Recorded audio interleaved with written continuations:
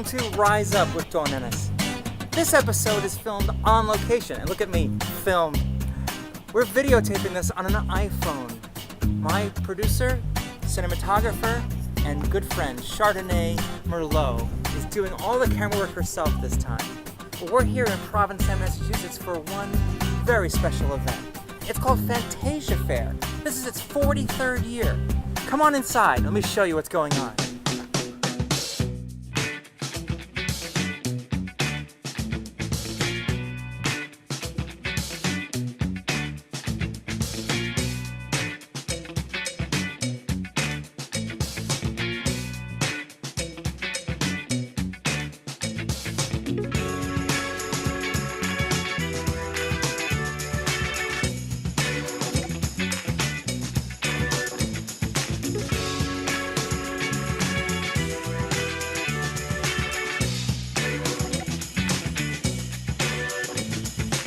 What's Fantasia Fair in one word? Awesome. Just simply awesome. I always come to these looking for answers. We get to bond with people. Over the years, we've gotten to bond with people and heard their stories. I was reading a magazine the other day and I saw an ad for a beauty cream with a money-back guarantee. So I rushed off to the store to buy it. They took one look at me and paid me in advance. We're inside the Pilgrim Monument, inside the Mayflower Room, in front of the Provincetown map, and I'm joined by the most shy woman I know, Lorelei Arisis. Did I pronounce that correct? Yes, that's absolutely correct. Lorelei Arisis. Lorelei Arisis. Let me talk to the mic. You could project so well that I don't even think I could put this in the Mayflower boat and you'd be fine. You could. They'd hear me. So right now we're talking about what your role is. Now I know you're a newspaper columnist. I know that you're an improv expert, but I also know you're the master of ceremonies at the Follies. Now what is that all about? The Follies is a show that they put on at the end of the week, more or less, of Fantasia Fair, that gives any of the attendees who want to a chance to perform, and it's great fun. I mean, last year was my first year here. Mine too. Yeah, it was great. It was the first time I'd seen the Follies, and it was a nice show. It was slickly produced. There was a house band, but I kind of love the idea that it's like this summer camp talent show for trans people. What's that TV show on Disney? The Camp Rock? Is that a Camp Rock? Yeah. It's Trans Camp Rock? Trans Camp Rock, and I'm super excited to do it. Now, can you sing? Can you dance? Can you juggle? What is it you have to be in the Follies? Brave enough to get on stage. I can't sing, I can't dance, I definitely don't juggle. People are going to get hit by flying objects if I try and juggle. But I do understand, and I've seen her do this live, you do improv. I do. I studied improv and sketch comedy at Second City in Chicago and performed with them out in LA for a long time, and I love it. It is my primary training and my special love. And she also teamed up with Tammy Two-Tone, who's a very famous New York City comedian who appears at different comedy clubs, and you've actually been in shows with her. What do they call it? Tammy is one of my favorite human beings on the planet, never mind trans people, first of all. Also my mortal enemy. It's very competitive. Yeah, the show we do is a show called Twist at the Broadway Comedy Club that we've been doing for like 4 years now, and it is the only trans-produced, hosted, featuring, run comedy show at a mainstream comedy club anywhere in the country. Right now, this community is under attack. Yeah. Tell me what the people here at Fantasia Fair, besides all the fun, besides the singing and dancing and the Follies, what is it that we're going to see this week at Fantasia Fair that I'll be able to show in this program about taking messages back home to fight for our rights and fight for our place in the society? I can tell you in one word: community. Like, that's what this represents. I actually grew up here on Cape Cod, and the Fantasia Fair's been going on since 1974. 43 years. Yeah, and so not to out my age, but I'm actually just 2 years older than Fantasia Fair, so... You told me you were 29. Thank you. And I remember as a kid growing up here, like, little closeted trans kid, hearing about this event that happened at the end of the Cape every year. And I thought, oh, that might be my family, my people, my community. And even knowing about this event meant to me that there were others. You're not alone. Right, I am not alone. And if there are others, there is community. And if there is community, we are strong. To be part of Lorelei's community, go to the link on your screen, lifeafterdawn.com, and you'll find links to Lorelei's work, to her Facebook page, and everything you'd want to know about this crazy, lovely lady. Thanks. Thank you. Google Lorelei Arisis. You'll find a lot. It's a heck of a search. Don't Google Dawn Ennis. It doesn't help. Thank you, Lorelei. I look at the world so differently now. It's not like I was just a woman, or now I've become a man. That aspect of being able to recognize myself and feeling at one with myself. I feel like I've become a genuine human being. I just see the genuine aspect of humanity in everybody. It doesn't matter their gender, their sexuality, the humanness of the soul, which is what I called it. When I transitioned, I went through this thing where I was like, I just really wish to feel and know the humanness of the soul. And it's come true. This is my body. This is actually me. That I'm not disconnected or floating somewhere next to, that if as long as I don't catch a glimpse of myself in the mirror or whatever, then I can be okay and comfortable. Well, now I can catch a glimpse of myself. What does it mean to you to be named Mr. Congeniality? Well, I mean, to me, the most important thing has always been to just be out as possible, by example. So when people, because I may be the only trans person they meet. When we transition to trans men, we tend to blend in with society. So what happens is now we have become invisible. And even if we show up in an event like this, sometimes people will look at us and say, well, what are you doing here? Well, yeah, and plus, when you're at events like this too, you see people, I'll be talking to people, and they're on edge. So you have to figure out a way to throw it in the conversation, kind of let them know that you're trans and that this is why you're here, especially with trans women sometimes. And then once they realize it, you can see them visibly relax. Like, okay, you get it. You're not, because they feel like it seems almost like we're intruding. And, It does. It seems like we're intruding. And to be honest with you, I think events like this event, excuse me, more so than say those hotel-based events like First Event and Keystone, this is wide open. People tend to become friends with other people here. There's a lot of mingling, and what I find is a lot of the trans women that never really had any access to trans men or even knew we existed are now becoming our friends. Yeah. It becomes a much more incorporated, community, where instead of just having a few trans men over here that do this and a little group over there and a big huge group of trans women over here that do that, and nobody has this intermingling or access to each other. One thing, this Provincetown is amazing. We do get to meet each other, we do get to learn each other's lives, and we do get to learn each other exist. Why does a chicken cross the road? Is it just to get to the other side? As if to conquer some great divide? What if I were born like that chicken? After all, it's from an egg I did hatch. Would there still be some gender one should attach? These kids today, at least they know this is possible. Yes. And I had no idea. I graduated high school in '94. What's a trans man? What? Huh?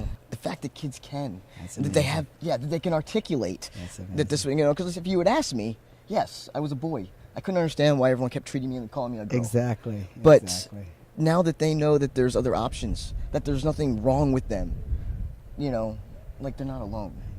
I don't care about acceptance. Just accept that we are human beings who deserve the same rights. I love being human. I think the biggest part of me transitioning was now I love being human. And it's funny, anytime I say, oh, do I look human today? It's like, I just love being human. It's just a whole different aspect of living. I didn't even know that you could feel this good in your own skin.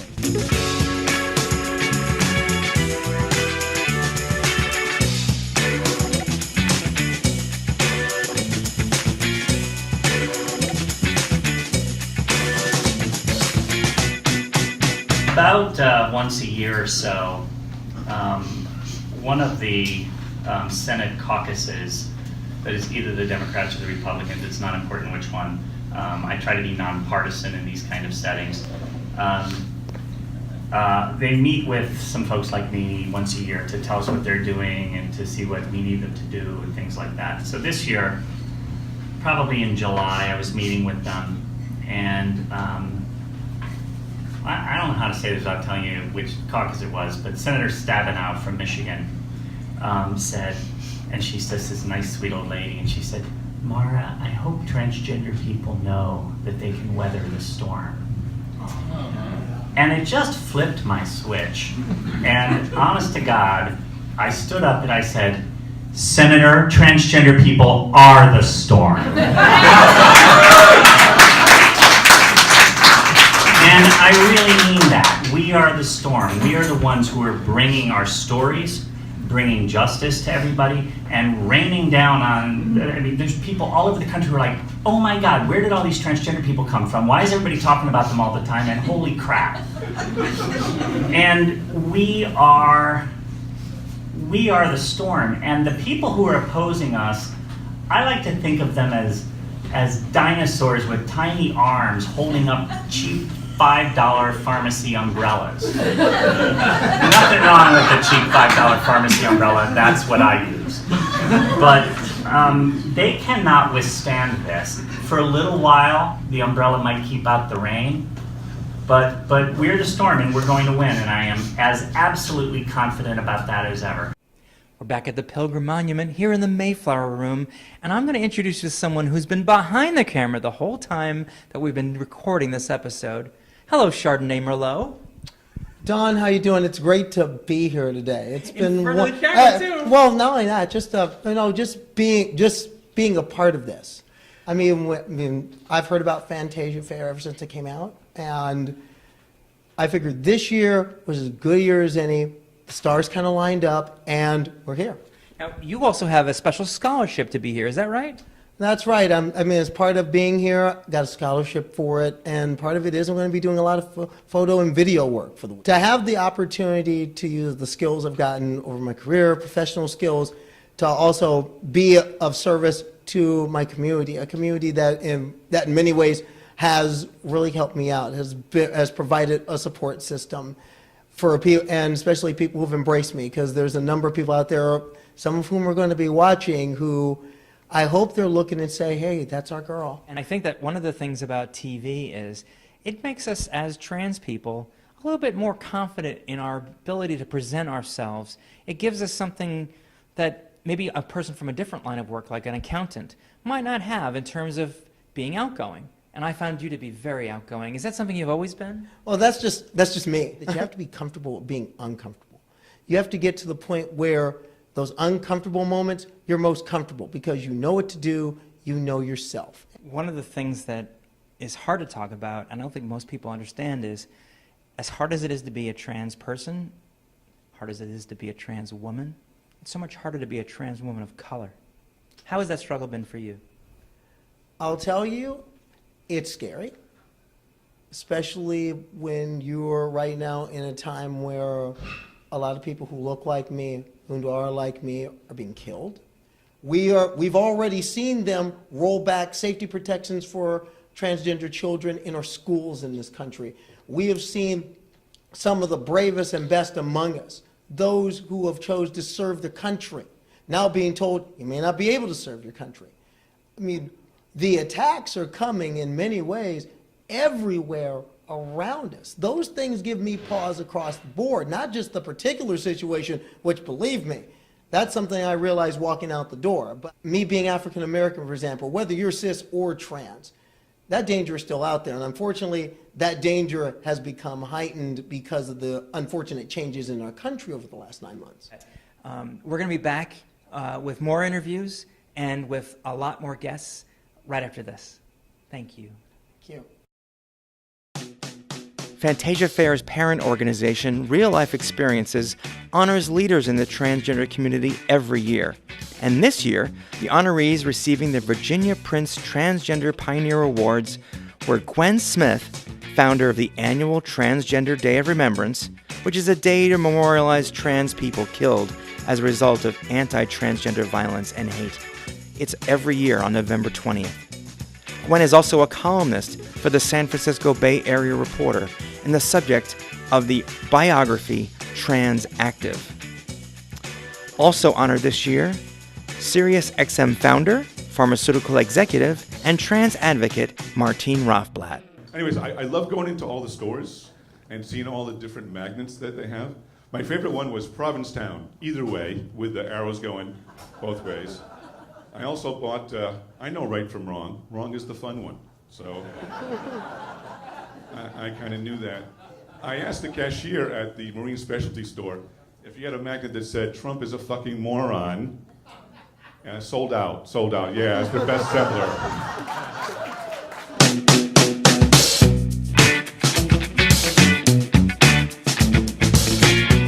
How long have you been out? Pretty much for the past year. I found that somebody went ahead and outed me. Which Were you here at Fantasia Fair? I actually came here at Fantasia Fair to learn if I could be full time. Having Fantasia Fair as a resource to be able to walk, use the town, use the social aspects of it, to find out literally the nuances of being a woman. How do you walk? What do you wear to go shopping? How do you use your purse to buy things? How do you interact with others? All those social network, all that social nuances that women take for granted since they learned at 13, I'm learning later in life. And I tell you, it just came so natural. Everything clicked, everything kind of worked out, and it really drove to that next stage. But being outed is wrong, is unforgivable.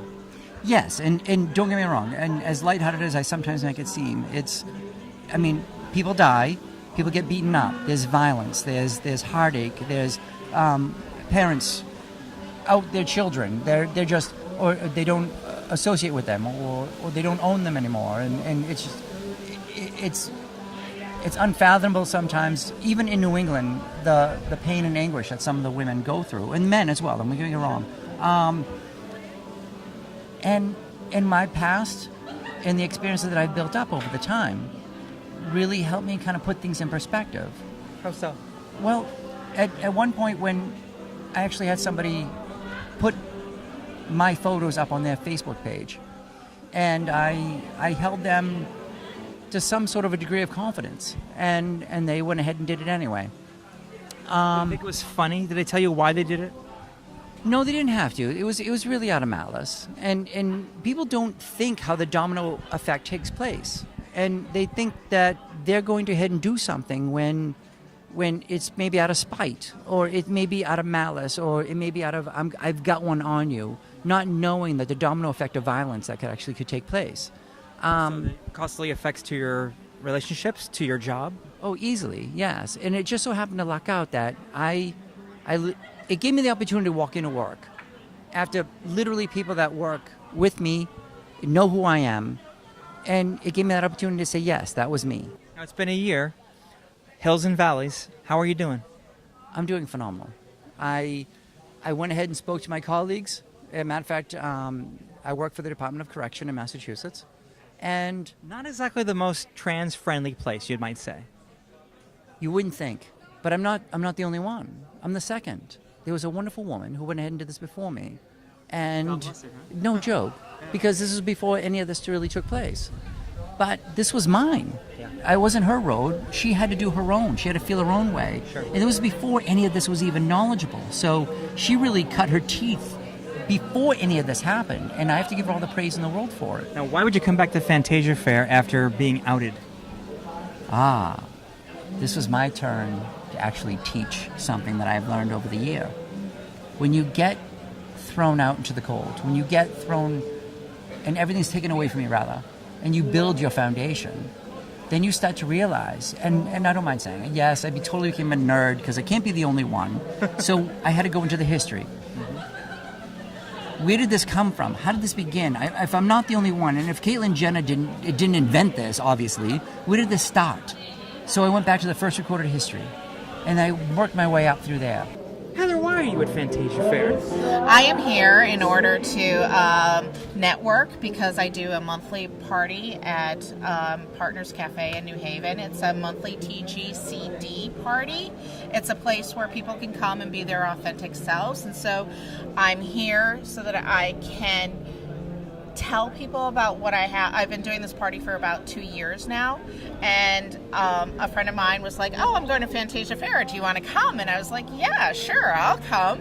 And I'm having a really good time because I enjoy the transgender community. I really want to help. A friend of mine came out about 8 years ago, and I went shopping with her, and she was like, you just like didn't flinch when I said it. I'm like, yeah. And so the way I explained it to her was like, it's like, okay, so I met you and you used to have 2 blue eyes. Now you have 1 brown eye and 1 blue eye. You're the same person. It doesn't matter. You just now have something special.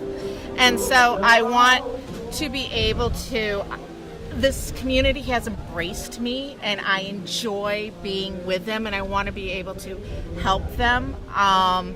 So by having these monthly parties, I'm able to have people come, have a safe place, and we have a really good time. And then from here, I would like to be able to maybe do like a monthly support, because I've had people say to me that, my husband has come out as transgender and I have nobody to talk to. And as a cisgender female, I understand both sides. Like, I understand the transgender side, the trans female side, but I also understand the female side, or the cisgender female side of, maybe you've been lying to me for 20 years. And I mean, I get both sides. So I'm hoping that I can then offer a neutral place that we can, talk and, exchange ideas. Tell me, how did Heather impact your life? Oh my God. So Heather impacted my life by, dear God, how did that start? Oh yeah, no, it was, she does this event, Yes. and I ended up showing up. It was Ghouls Night Out, and she literally was there at night, and I was kind of helping out a mutual friend, and we're cleaning up, and we hit it off, really, same humor. She told me about this Diva Social that she does in Connecticut, and I just had to attend. So I went down to there, and next thing you know, we've literally been friends ever since. Is she one of your sheroes? Do you have sheroes? It's a mutual, because when you have a cis woman who feels impelled, who just has a drive to help and assist in something maybe she doesn't grasp. She doesn't have firsthand knowledge because she is a woman, but she has this desire to help whoever comes to her to be the best that they can be. I love it. I think it's fantastic to have people be their authentic selves, to be embraced, to have the whole entire town as their playground. Let them learn, little things like, how do you wear a purse? People don't realize this, but really, how do you carry a purse? We were taught as cisgender females that, like, you start off when you're 12, and then when you're in college, you're like, I'm not dealing with a purse. I'm going to stick my ID and my money, like, in my bra or my backpack in my pocket, whatever. Then you get to the point that you're working, you have to, oh my God, I have to have a purse. You end up putting stuff in your purse. So it's hard. Like, what shoulder do you wear it? How do you put it across? Or the crook of your neck, the crook of your arm. Right here. Like, what do you do? I mean, just wearing a purse. So this is a great way for you to learn how to wear a purse. Does your class do that too? Your party thing? Well, kind of. Do I call it a party? Do I call it a class? No, it's a party. It's called Diva Social. It is a party. So a lot of people are cross-dressers. There are people that are trans. I am hoping to have an actual pre-party that's like from 6 to 9:30, where people that can come, those that are afraid, and they can come in the back entrance, and then we can, do makeovers and stuff like that. And then they can meet people that actually have been out for years. Like I have my co-hostess, Angelina North, has been doing it for years. And so she is a cross-dresser. She's not going to transition. So, and she's a great person to talk to just on that side. Right. So, do you have a website? Or a Facebook page? I have a Facebook page. Okay, well, we're going to link your Facebook page to lifeafterdawn.com right here on your screen so you can find out more about this. You are safe here. Provincetown has been a leader in keeping people safe. We have a model hate crimes policy in town. I am the civil rights officer for the department. There are only 3 of us who have been here at that department for any length of time. I will be retiring in May after 34 years.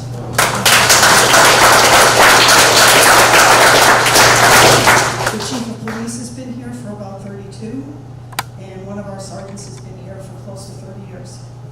All the rest of our officers have been here for 10 years or less, and I have trained every single one of them. They are all professional, they are courteous, and they will do anything you need them to do. If you are having a problem with somebody, which I doubt will happen, but if you have a problem and you need to call the police or report something to the police, please know that they are professional and they are courteous and they are here to help you, and you will not get attitude, you will not be harassed because you're trans. If anything happens that they are not professional, I tell you that I want to know about it because they are in deep trouble if they are anything but, and they do not want to make me angry. One wish on my mind. When this day is through, I hope that I will find that tomorrow will be just the same for you and me. All I need will be mine and be yours. All right, this is your last chance to show off for the camera. Look at this, here we go, everybody. I'm on the top of the world looking down on creation, and the only explanation I can find is the love that I found ever since you've been around. Your love's put me at the top of the world. Is the love that I found ever since you've been around. Your love's put me at the top of the world.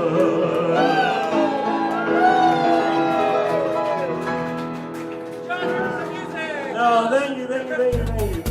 We leave Provincetown with a song in our hearts and pride in ourselves.